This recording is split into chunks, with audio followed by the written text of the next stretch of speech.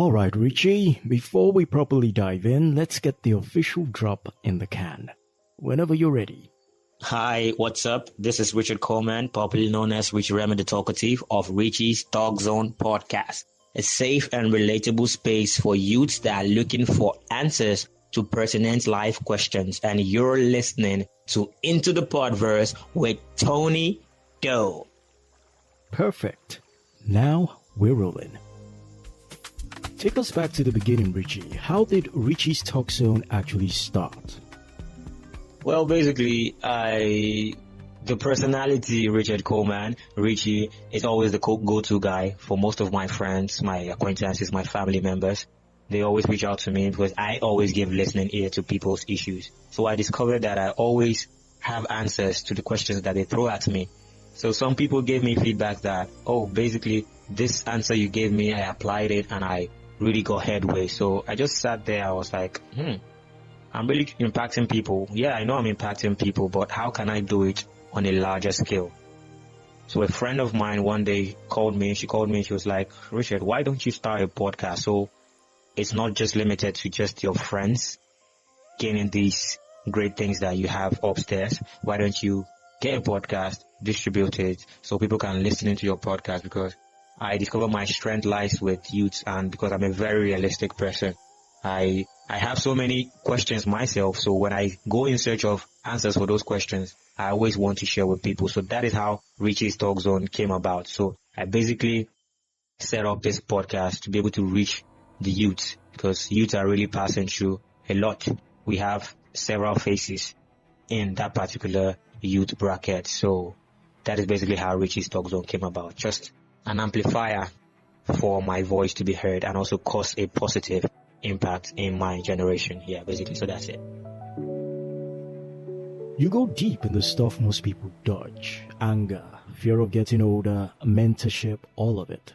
What makes you look at a topic and say, yeah, we've got to unpack this one? Okay, so for how I decide my topics of interest, I basically look within myself first, and I look within my circle of youth per se, because I always like building a community. So if I go for an event, I go anywhere, I try as much as possible to network with youth such as me. So I get their contact. So randomly we might be chatting somebody, because I'm a kind of person that people calls up to. They feel comfortable around me. So when they share some things with me, I discover that, this person's passing through this phase, another person's passing through this particular thing.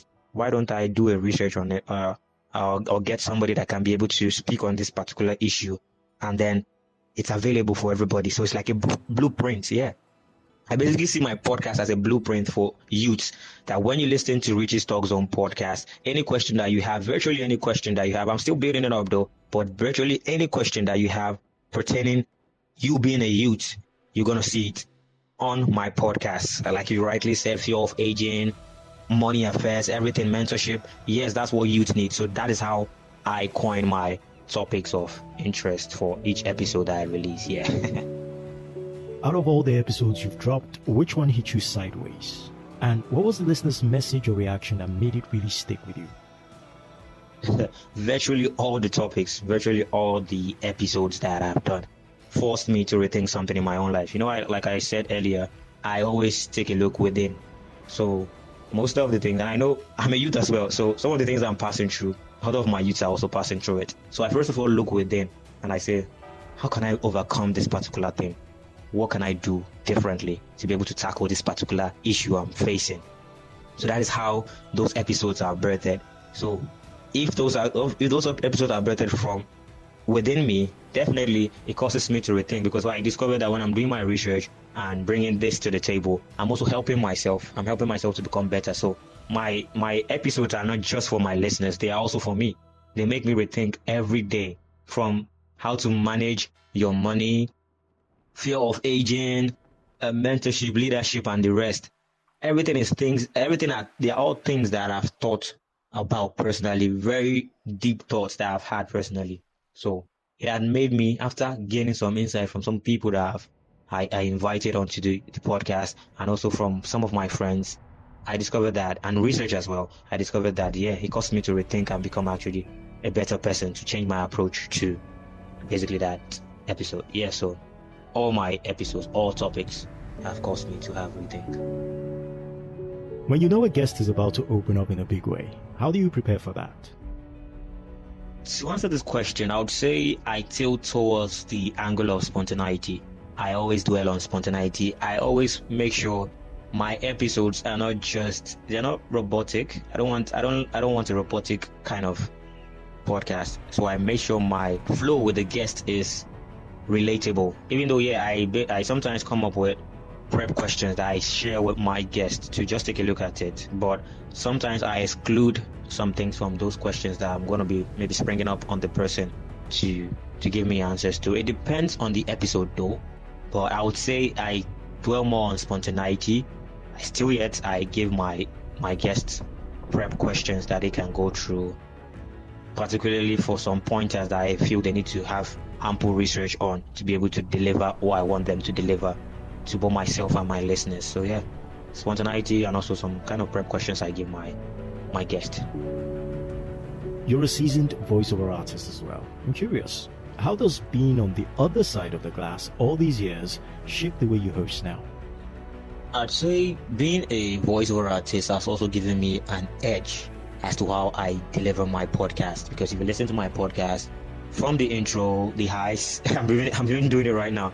From the intro, the highs, the low, putting in, because this is audio. My podcast, unfortunately, is audio, just audio. Well, why am I saying unfortunately? Podcast actually began from the audio angle before we shifted to video. So yes, my podcast is an audio podcast. So you need to be able to tell a story. That's how your voice needs to sound for your listeners to go along with the flow, because their retention can be disrupted if you're not speaking in a certain kind of way or delivering in a certain kind of way. So yes, I would say my voiceover artistry has helped me on my delivery a lot, and people actually enjoy listening to me when I'm delivering any episode. Your episodes have this signature rhythm and length that seems to work. Have you experimented with other formats? When I started my podcast initially, I was just doing solo. I didn't have any guests coming on. I had like about 4 episodes or even 5 episodes solo, and I've had some episodes where I had multiple guests come onto the podcast to talk about a particular issue. I've had an episode where I had multiple of my friends just come in, vibing, talking about an issue that had to do with relationship. I had multiple of my friends. I've also had an episode where a fellow podcaster came in and a friend of mine also came in to talk about a particular matter. I've had episodes where I had an OAP come in, a podcaster also come in. So basically, it depends on the topic though, the topic of discussion. That is what determines if I'm going to be doing it solo, or I'm going to be inviting somebody, just a person, or I have multiple guests onto my podcast. So it's a mixture of all those elements, but it's basically based on the episode that I'm delivering. Yeah. Let's talk growth for a second. What's actually moved the needle for Richie's Talk Zone? So when it comes to growing my audience, I'm still exploring different channels at which I can grow my audience. But I'd say first and foremost, number one is community building by myself. So what I did initially on my podcast was that I was hosting my podcast on Spotify. So there was the feature, even though unfortunately we don't have that feature anymore, there was a feature whereby you can comment when you listen to my podcast. So I noticed people were dropping comments after listening to particular episodes, or maybe when I send the link to a friend and they share with their own friends, they always have feedbacks that they give. Maybe I had some of them saying, "Oh, I don't want you to do a part 2 of this particular episode." Just basically getting it from friends and getting them on my comment section. So I decided to put everybody under a community. So people that love my podcast, I asked them, "Are you interested in joining a community, my community for my podcast, whereby you guys on my community get the inside scoop, even get to suggest topics that you want me to talk about on my podcast." So giving them that VIP pass as opposed to general, everybody just listening to my podcast. So I have my diehard fans that consume my podcast on a particular community, whereby We talk, deliberate on things, and just vibe basically. Then I would say social media too has helped. Yeah, social media. How I can't fail to include social media because this world is digitalized and social media is doing a whole lot of great stuff. So Instagram particularly. WhatsApp is also a social media. Snapchat, yeah, I do Snapchat as well. I know some people be like, how do you do Snapchat? Yeah, Snapchat is also a medium I use. So social media, word of mouth, community building on WhatsApp. Yeah, that is how I've been able to grow my audience. And I have audiences all around the world. I tell you, the demographics are there on the analytics. You'll be able to see. I see, and what I try and what I just try as much as possible to do is to have a personal connection with, to the barest minimum, with my listeners. I would say I can beat my chest and say I know majority of my listeners. Some of them I've not seen them physically before, but we talk online, we chat, and the likes. That is the essence of that community building. So yeah, social media, community building, word of mouth, virtually everything. As a podcaster, do everything, do virtually everything, because I noticed the podcast listening habit in Nigeria is not very, very pronounced. It's not very, very pronounced. So you have to do everything, try all mediums. I try all mediums. Coming from me, I'm saying it, Richieremydetalkertive is saying it. I try all mediums. So if you're a podcaster listening, try every medium possible. If you're going to be pasting flyers, getting merch, everything, try everything. Has monetization crossed your mind yet?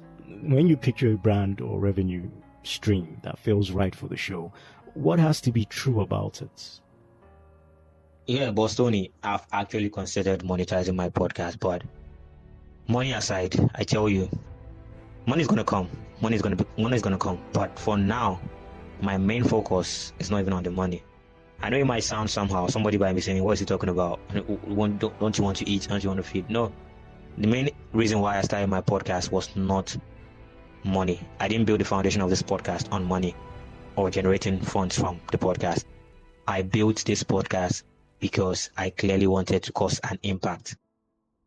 I really wanted to cause a change in my generation. So value first. And mind you, if you are offering value, there's no way money is not going to come your way. So money is going to come your way. So my focus is on delivering value, great value. Money is going to come along the way, but my main focus is delivering the value, making sure every episode I'm dropping is going to be evergreen. That 10 years from now, 15 years from now, somebody can go back to it and listen to it, and it can help them. Like as I said initially, my podcast is a blueprint. I'm creating my podcast to be a blueprint for youths. So anytime, any generation, somebody can go back to my podcast, listen to it, and be able to gain value from it, be able to gain insight from listening to my podcast. Yeah, brand deals and the rest, they're going to come in the future. In the nearest future, I tell you, because I know I have my vision for podcast. But they're going to be coming. They're not going to be coming soon. Sponsorship, yeah, anybody that wants to sponsor me, feel free. I'm ready for that. Live events, yeah, it's in the pipe works. I'm planning on starting some live events and courses. Yeah, in the future I'm going to be doing some courses. But for now, Boss Tony, I tell you, monetization is not my main focus for now. It's delivering impact, delivering value to my esteemed listeners. Yeah. Looking at the broader African podcast scene, what does a truly thriving community look like to you?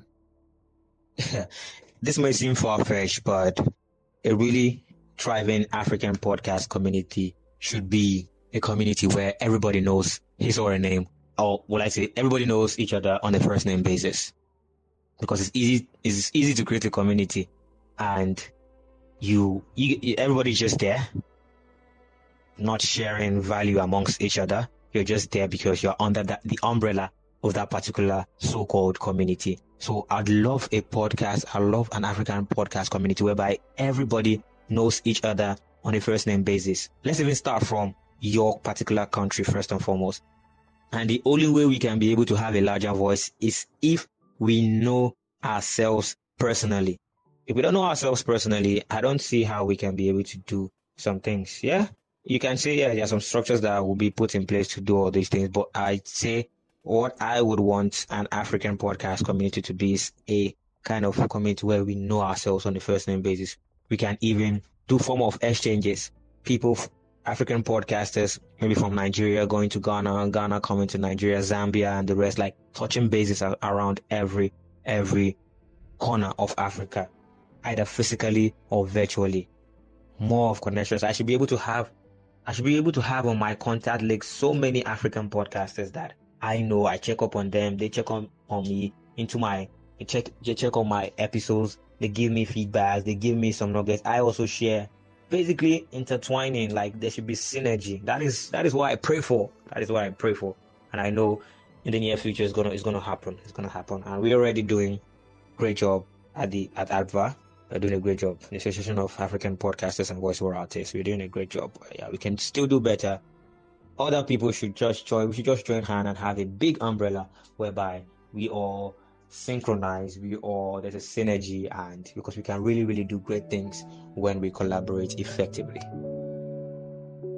Fast forward 2 years. Where do you see Richie's Talk Zone? In the next 2 years, Richie's Talk Zone podcast. I see a large gatherings in different parts of Nigeria, just to vibe. The gathering is filled with die-hard Richie's Talk Zone listeners and some podcasters as well. Big stages. We just listen to podcasts. We just dissect each episode. What do you think? Q&As and the rest. People talk. They share thoughts that they have in mind as regarding an episode they listen to. I also want to be seen in different groups created, be it Facebook, be it WhatsApp groups. I just want to see a large community. That is when I'll say, yeah, I've arrived. A huge fan base of not just people following, but I've had their lives being impacted. So having those gatherings whereby people come up and say, so Richard, I listened to this episode on your podcast and it really turned my life around. Testimonies here and there. That is when I'll be like, yes, I've actually done what I need to do. We have arrived at the sole aim of creating Richie's Talk Zone podcast. So yeah, that is that from Richieremydetalkertive. And I know by the special grace of God, I'm going to get there. Yeah.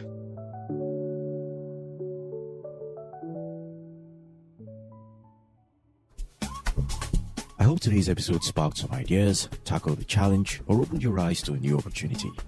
If you enjoyed the show, be sure to subscribe, share, and leave a review. Your support helps keep this conversation going.